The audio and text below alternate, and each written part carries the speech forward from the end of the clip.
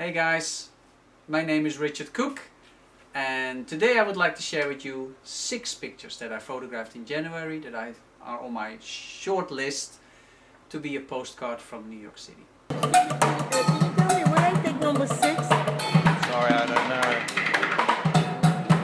know. I'm gonna start with sharing with you picture number 1. 10th Avenue, Manhattan. In all honesty, it's not such a great picture when you look at it photography wise, but it tells a beautiful story of New York City. Not particularly beautiful, but it tells a story of New York City that is very common and that we all can relate to. And that is, New York City is a city in transit. And that is also, when you live in the city, you see like things coming and going, in such a fast rate. And this is a beautiful visualization of the old and the new. This is the meatpacking district. The meatpacking district is, near 14th Street on the west side. It used to be this big meat distribution neighborhood where, it's nasty business, the slaughter business. And now it's been this high-end, fashion stores, cafes, expensive restaurants and whatnot. So this is a great example of how the last remnants of the meatpacking districts are still waiting, obviously, to find a new purpose or to be demolished. And in the back you see the new coming in, and that's the Whitney Museum, designed by Renzo Piano. Something new is coming up and something old that we maybe not at the time appreciate, but now start to more and more see the value of it. Picture number 2, Frederick Douglass Boulevard, Manhattan. Yeah, this is such a great scene. Also a very typical New York City scene. I am biking on Frederick Douglass Boulevard. This is around 117th Street, and there is this bright yellow bodega. Bodegas are those are places where community happens. People hang out there, people meet each other there, who live in your neighborhood. And I saw this guy sitting there on this little fishing chair, and it was actually pretty cold, so he was just sitting there. And it's nice, so what I do is I stay there for a while. I'm not right away go in there, take pictures. I blend in, I make sure that I'm a fly on the wall before taking pictures. That's kind of how I do it. And at a certain point, I'm standing there long enough that they look through me. They don't see me anymore. I'm just part of, what happens on the street. I see this guy walking out with his bag of chips. He knew the guy sitting on the chair. They were chatting with each other. The guy sitting on the chair is has a cup of coffee there. It's sipping on it. I love the bottle in the paper bag that you see on the floor. It's something typical New York, since you're not allowed to drink alcohol in public. And there's a shadow of another guy who just exited the store and starts to talk to the guys. But they see me photographing, they don't really care, because I've been there for so long. So I'm not being the intrusive one. The layering, the depth, the neighborhood feel, and yeah, I dig this picture. Picture number 3. Morningside Avenue, Manhattan. So yeah, again, this is a great picture. Again, not so much because of the photographic qualities. It's just a bunch of guys walking with dogs, but these are dog walkers, and dog walkers it's a serious business in New York. These guys, this guy has I think around 10 dogs, and the guy behind him has the same amount of dogs. So it's this huge pack of dogs. I don't know how they do it. How do you know which dog belongs where?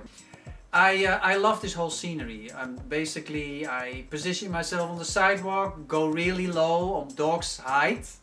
So yeah, it's a great New York City scene, because we always see those dog walkers, and they make good money too, actually, if you have enough dogs. Picture number 4, 9th Avenue, Manhattan. This again, we're staying with the dogs. You can see here, when I passed this, around Midtown, first of all, I recognized the colors as something that struck me. So I stopped, I saw this, so basically the green of the background and the red of this nozzle really stood out for me. So I wanted to capture the dog with the background. That's kind of my first thing. I asked permission, are you okay with me photographing? She was like, yeah, sure. She was really struggling with this dog. This dog was fighting, barking, growling, was not having it. And she was having like a spoon with some goodie, I don't know what. But he was not, or she was not listening. She was frustrated and really getting mad at the dog. And I love the whole like what's happening here.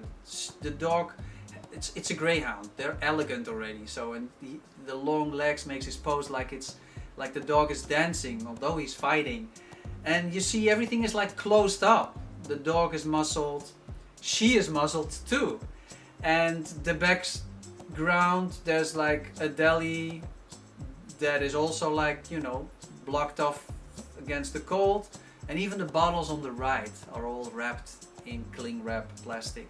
So yeah, that's a great theme that goes through it. But I do love the dance that they're both doing and the colors. Picture number 5. The High Line, Manhattan.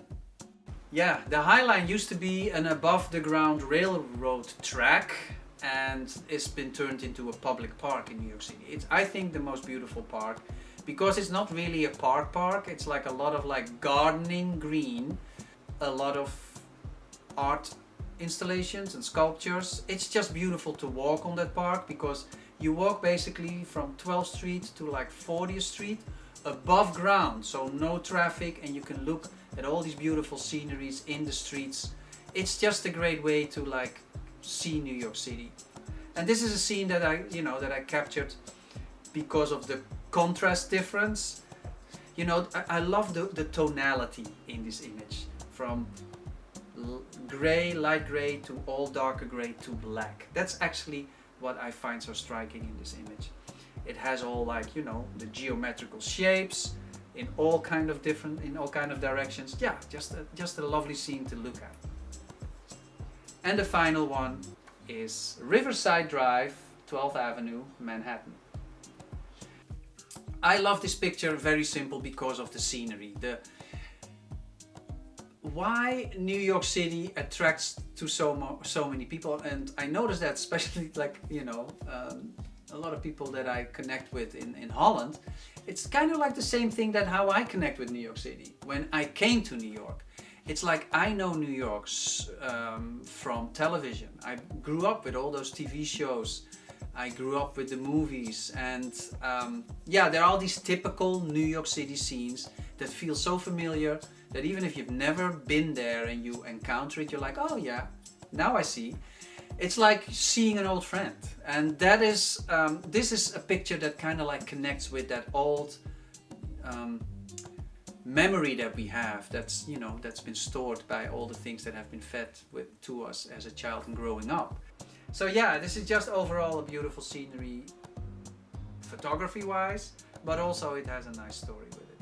So that's it, guys. 6 pictures. 6 pictures. Says, I'm talking Dutch now.